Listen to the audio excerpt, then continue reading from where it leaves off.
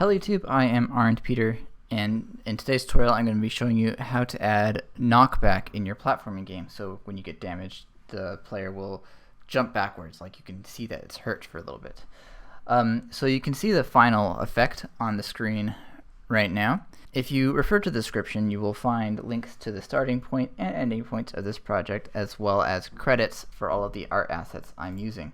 So if I jump into what my starting point looks like, I've just loaded some sprites. I've made tile sets for those sprites. If I go into the room, I've made this RM knockback, which is just, for the most part, aesthetic, but I've also thrown in some objects with my player and this enemy, but they're all pretty empty. Goomba is the thing we're going to be knocked back against. The solid is just solid. The player's a tad bit more involved, where I've implemented some of the basic platforming code. If this makes sense to you, we can just continue on. If this doesn't make sense to you, then you should check out my platforming tutorial, and there will be a link, a tag or something on the screen now for that, as well as in the description. Alright, so when the player collides with the enemy, which I'm calling Goomba because I'm using that for a Goomba tutorial as well, I want it to have a hurt variable that's set to true or false. So we're going to create a variable called is hurt, and I'm going to set it to false initially within the player. So if I go back to the step event, I need to add an interaction with the Goomba, which doesn't fit into my horizontal or vertical movement section. So I'm just going to make a section for Goomba interaction, and then I need to make a little if statement here to check when we're colliding with it. Okay, so if we're colliding with it, we want to set that is hurt variable they made earlier. I want to set that to true. Okay, cool. And then if it's set to true, we want our behavior to change somewhat. For now, we're just going to say it's like a disable when we're hurt. So if we're hurt, I don't want this input logic to go through anymore. I don't want to react to keyboard events. So I'm going to say if is hurt, do one thing, otherwise respond to keyboard. And you know what? I'm going to make this facing logic also only happen when we are not hurt. So if we go ahead and run the game and see how that looks, what I expect to happen is I collide with the Goomba, our hurt variable gets set to true, and then we can't move anymore because, you know, we're hurt. So I'm going to do that, and interesting. Okay, so that kind of worked. So right now I can no longer move the player, and that's because our dx never got set to 0. So our dx stayed positive and kept the movement from the left and right logic. So anyway, that's still a validation that this works. So let's do what we actually want to do. What I really want to do is I want to bounce back. So I'm going to say dx equals negative dx. Actually, this initial bouncing back should happen when we're initially hurt. So I'm going to throw that in here when we were initially hurt. So we get hurt, and then we get bounced back using this dx equals negative dx here. Another little thing to note here is we want to make sure this doesn't trigger over and over again. So the way we're going to do that is we're only going to check for this collision if we're not already hurt. So if not is hurt, and we're meeting the Goomba. Cool. So now we're going to hit the Goomba, we're going to bounce back, and then back over here, we want to get slower over time. So that involves friction. So I'm going to make a variable here. I'm going to call it knockback fr. I'm going to set equal to point. Let's go with 0.9. So here we're going to say dx times equals knockback fr, and then after that, let's see. So now our horizontal speed flips. Here we are slowing down over time. If it gets below a certain speed, if ABS dx is less than 1, then we want to be no longer hurt. So we've knocked back, we've like regained control. We're no longer being knocked back, so we regain control. So now we're going to say is hurt equal to false. Note here, this ABS is really important because we can either hit a Goomba to our right and be knocked back to the left, or hit a Goomba to the left and be knocked back to the right. So we don't actually know what the DX is positive or negative, but we do know that's getting closer and closer to 0 because this friction is being applied. So that's why we have to take the ABS here before we check if less than 1. Okay. Oh, you need an equals sign. Duh. That's why that error is happening. Okay. So now if I play it, I would expect this to work. Lovely. So that was like a super quick code change, but it feels pretty satisfying. So I hit the Goomba and then it just bounced me back. And I got that friction constant looking good at the first place, which is also pretty nice. I also kind of liked having this facing logic in there, but we don't necessarily have to have it in there. That might be like more of a stylistic decision. Let's see if we pull this facing logic outside of the if statement. So now we're going to apply this scaling regardless of whether we're hurt or not. Boom, boom. I don't like that as much. You could do it. I don't like it as much. Okay, I'm gonna move that spacing logic back into the input. So if we get hurt, we lose all control. We can't even like change where we're facing. Okay, so that's that.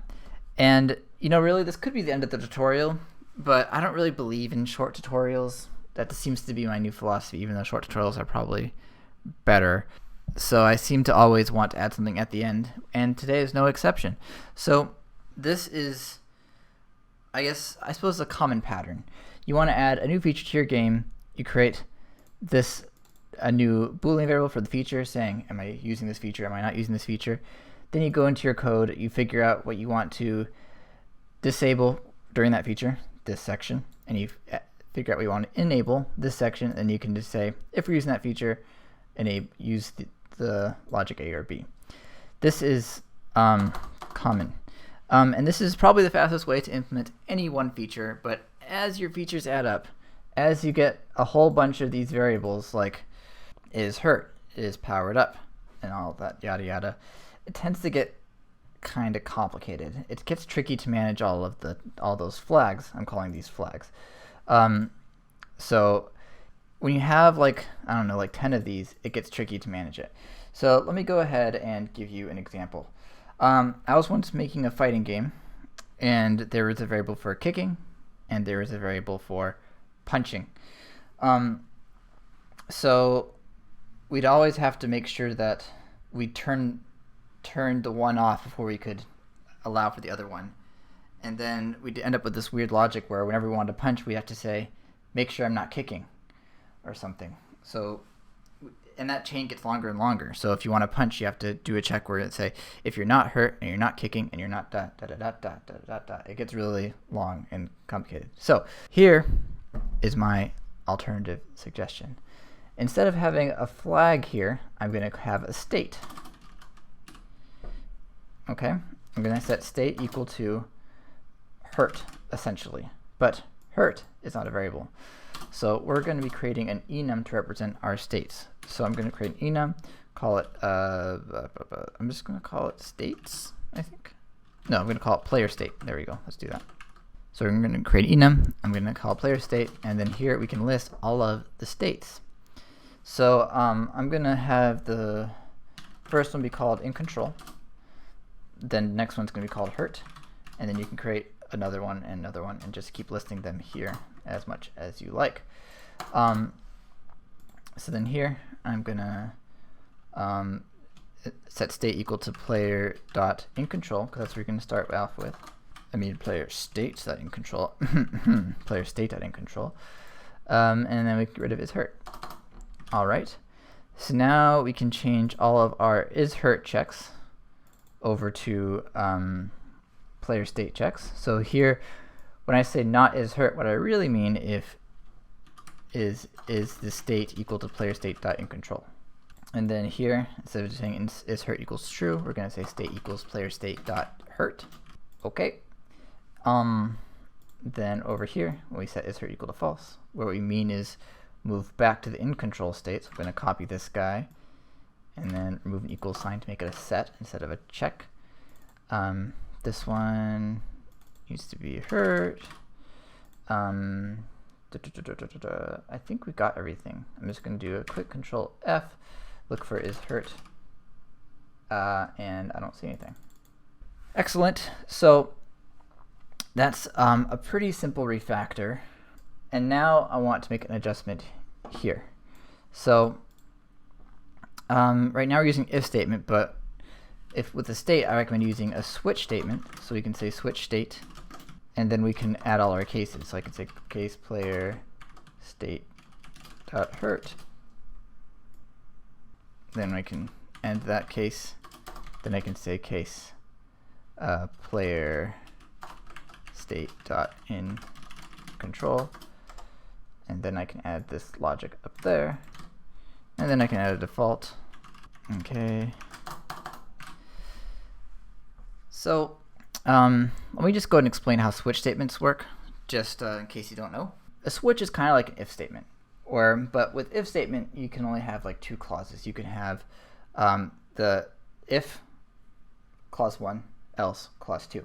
You can kind of switch between those two situations. A switch statement can do many more than that. So depending on what this variable is, it can go into any one of these clauses. So if the state is equal to the player hurt, it'll execute this code. If the state is equal to player in control, it'll execute this code. Something very important and a gotcha with switch statements is once you're finished with the code, you have to add this break at the end of each of them. And then additionally, you can have a default clause where if it doesn't meet any of these specific ones, it'll fall under the default section. So in our case, if we hit default, we shouldn't ever be here. But if we do end up here, we kind of want to know, like, if there's an issue in our logic where it ends up in this state, we want to know that that's happening. So what I'm going to do is I'm going to throw an error. And you're going to have to bear with me for a second, because I'm not actually sure how to do this right now. Okay, got to download the manual to figure out what's happening, how to do this. Okay, so for this default case, we're going to do throw, and we're going to say invalid state. There you go. So let's go ahead and give that a shot, see if it still works the way we expect. So now when I collide with the Goomba, it still works as we expect. I lose control temporarily. Beautiful. So hopefully you see the value in organizing it this way. When you add more states, it's just a matter of adding more to this if statement. And then every time you change the value of the state, like here, or changing it to player in control, you don't need to set all the other ones to false. You're kind of implicitly setting all the other flags to false whenever you are changing the state, because you can only be in one state at a time. So I didn't have an example prepared for extending this, but you'll find that as you add more, this is like super handy. Okay, that is all for this tutorial. Thank you so much for watching. This is actually part of a playlist that I'm working on where I show you how to make a basic castle game. I'm showing you the final product of that now on the screen. If you like what you see, there are tutorials for every single feature in that little demo. So yeah, check out the playlist, and I hope to see you next time. Yeah, thanks for watching.